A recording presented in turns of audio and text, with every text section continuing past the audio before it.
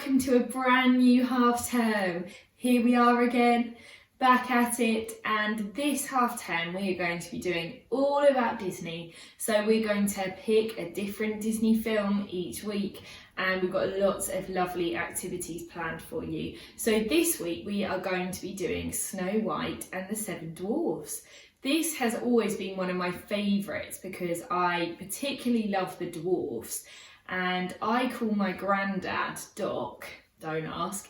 And there's a dwarf called Doc as well. So he was always my favourite, but I have always loved Snow White and the Seven Dwarfs. So I hope you really enjoy it as well.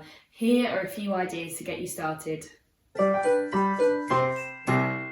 Here we go, our first Disney ideas. So the first one is to have a movie day or a movie evening and watch Snow White and the Seven Dwarfs. And the next one kind of links to that actually, because in a separate video I'm going to be teaching hi-ho from the film, just the chorus bit, but if you learn that with me first, then when you come to watch the film you can join in with that bit, so hopefully you'll find that nice and fun. The next idea is to get a photo of your face and turn yourself into a dwarf, or you can draw your face as well. And which dwarf would you be, I wonder? Okay, the next idea is to think about the dwarf happy, and with a grown-up or a brother or sister, write a list of 4 things that make you happy, so kind of realistic things, and try and do one of those things every day. Maybe if you don't want to do it per child, maybe you could do it as a family and come up with 4 things as a family that you all really enjoy that make you happy, and make sure you do one of those every day this week. The next one is to think about the dwarf Grumpy, and perhaps have a chat with your grown-up about coming up with some ways that you can help yourself to feel better if you're feeling a bit grumpy, because we all have days where we're grumpy, but how we deal with them is so important, so that might be an interesting discussion as well. The next idea is to do some apple bobbing. I think that might be quite good fun.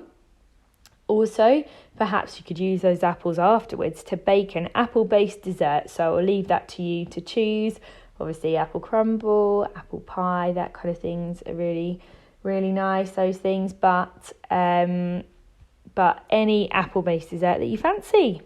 Okay, 2 more. The next one is some potion making. We see the evil queen in Snow White making some potions.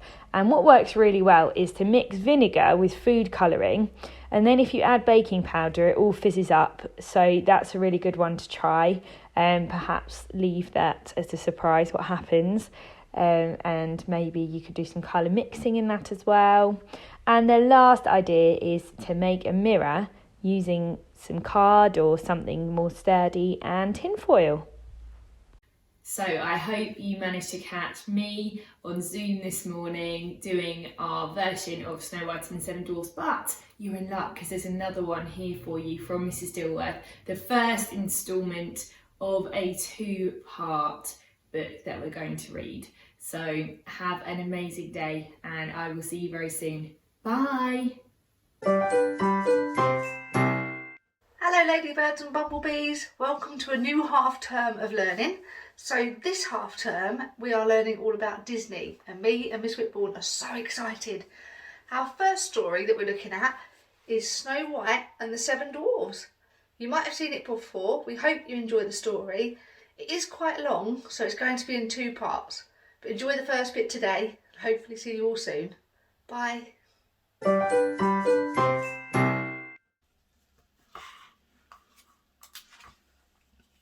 Once upon a time there lived a princess called Snow White. Her father, the king, had passed away. Snow White lived with her wicked stepmother, the queen, in a castle at the edge of a deep green forest. Snow White was very beautiful. Her skin was as white as snow, her hair as black as ebony wood, and her lips were as red as a red, red rose. The queen was also very beautiful, but terribly vain. She had a magic mirror, and every day she would look into it and say, "Magic mirror on the wall, who is the fairest one of all?" The mirror would always reply, "You, O Queen, are the fairest of them all." But the Queen was still jealous of Snow White's beauty.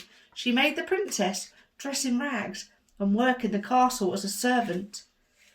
One day, after the Queen had spoken to her magic mirror, the mirror replied, "Famed is thy beauty, Majesty, but behold a lovely maid I see. Alas, she is more fair than thee, lips as red as a rose, hair as black as ebony, skin as white as snow." The Queen was furious. "Snow White," she hissed, "it cannot be." Just at that moment, Snow White was cleaning the steps at the castle well. While she worked, she sang of meeting the true love of her dreams. A handsome prince who was passing stopped at the well to listen. The moment the prince and Snow White met, they fell in love. When the Queen saw Snow White and the prince together, she was filled with even more hatred for the princess. She began to think of a plan to get rid of her stepdaughter. The next morning, the Queen sent for a huntsman. "Take Snow White out into the forest," she ordered. "I want you to kill her so I never have to see her again." The Queen told the huntsman to bring back Snow White's heart in a box to prove that she was dead. The huntsman sadly led the princess into the forest. He knew he could not kill someone who was so kind and innocent.